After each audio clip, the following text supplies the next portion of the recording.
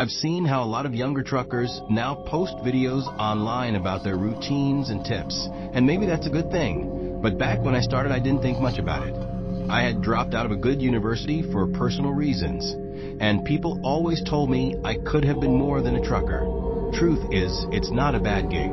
The hardest part is the long hours and the isolation. You don't really understand how much it messes with your head until you're out there alone for days at a time.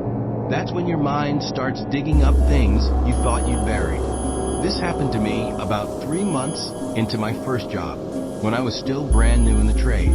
I was on a run from southern New Jersey to Lafayette, Indiana, a 12-hour drive. But I'd already done an 8-hour trip right before, so I was running on fumes.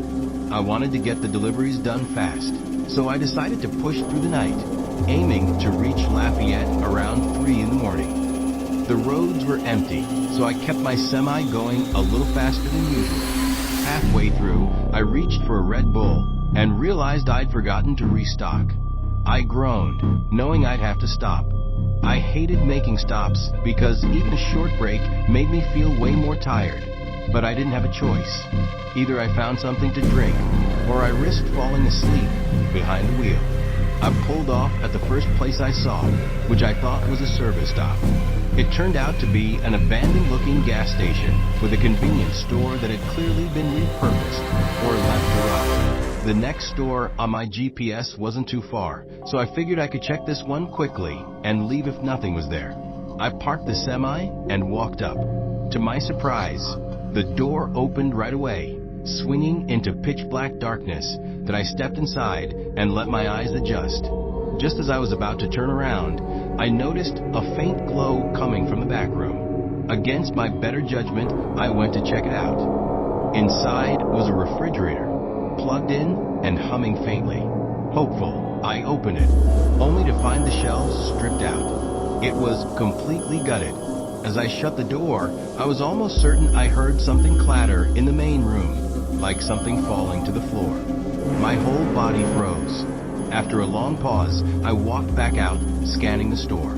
Nothing. I didn't stick around. I left the building and jogged down to the next shop, which thankfully was open. I bought a drink and started back to my truck, but something about the situation felt wrong.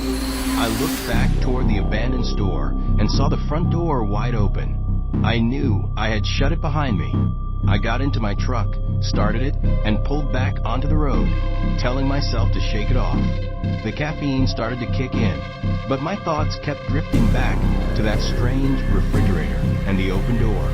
Then I noticed the curtain behind me moving, even though the air was off. My chest tightened. I stared in the rear-view mirror, watching as it shifted like someone was breathing back there. My mind went straight to the worst possibility. Someone was inside my truck. I had no weapon, nothing to defend myself. I kept calm, or at least tried to, and quietly entered the nearest police station into my GPS.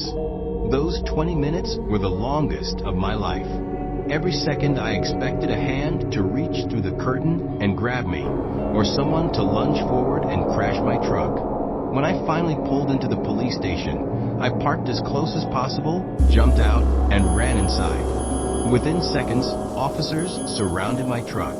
When they opened it, my worst fear was confirmed. 3 people crawled out, 2 men and 1 woman. They looked homeless, filthy, wrapped in disgusting blankets. One of the men had 2 switchblades. None of them spoke a word. They just stared at me as they were cuffed, their eyes full of something cold and unsettling. I don't know what they wanted or how long they had been in my truck. I'll probably never know. But that night changed how I look at every stop I make on the road.